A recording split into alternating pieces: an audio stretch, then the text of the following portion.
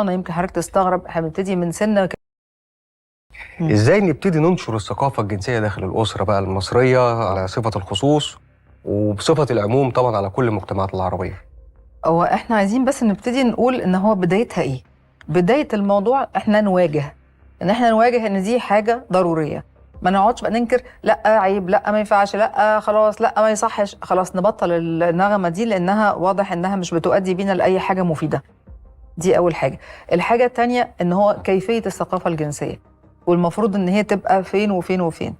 هو المفترض اللي طبعا اليوتوبيا اللي انا بحلم بيها، يعني انه كلام ده يبقى فيه مثلا كورسات تحضيريه للاباء والامهات، ويبقى نفس الكورسات دي المعلومات اللي فيها توصل للمدرسين، والمدرسه كل المدارس تقول زي بعض، وانه الاولاد دول يتكلم معاهم الناس اللي هم قريبين منهم، وانه يبتدي الثقافه دي تكبر معاهم في السن، يعني من سن الحضانه. يمكن حضرتك تستغرب احنا بنبتدي من سن كمان ما قبل الحضانه في البيت ببعض المعلومات. يعني نبدأ نشر الثقافة الجنسية من سن الحضانة. ايوه يا فندم، هو في كل دول العالم المتقدم بيبقى فيه حصص بيسموها لايف، تعالوا نتكلم عن الحياه حتى من سن الحضانه. ما هو ده السؤال المهم بقى، ازاي بيتم نشر الثقافة الجنسية في الدول الغربية؟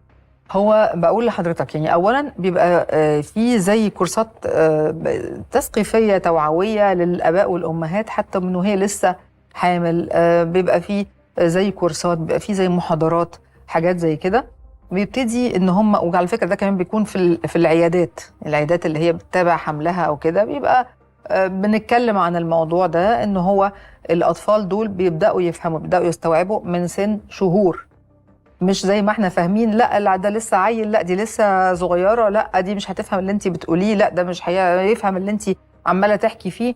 لا بيفهموا ده من سن، حتى بيسموه من الدايبر ايج، يعني من سن الحفاض. يعني هو لسه بيلبس حفاض، نبدا نتكلم انه ما حدش يغير لك، اوعى حد يغير لك، ولو حد حاول ده يغير بيعتبر لك من سبيل الثقافة الجنسية. ايوه يا فندم، ده البدايه بقى، ما هو كل حاجه بتبتدي صغيره وبتكبر يعني. بالظبط.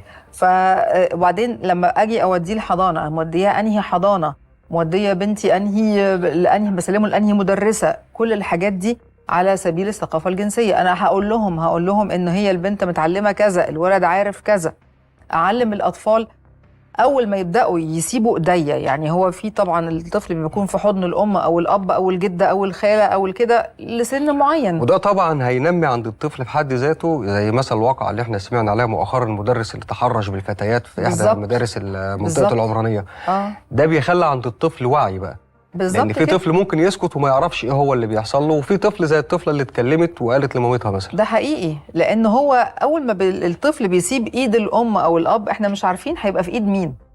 مهما كنا حريصين، مهما كنا حاجه يا سيدي، حتى بتسيبه يلعب في النادي في حديقه الاطفال، طب هيشوف مين هيمسكه مين كده. لازم يبقى الطفل نفسه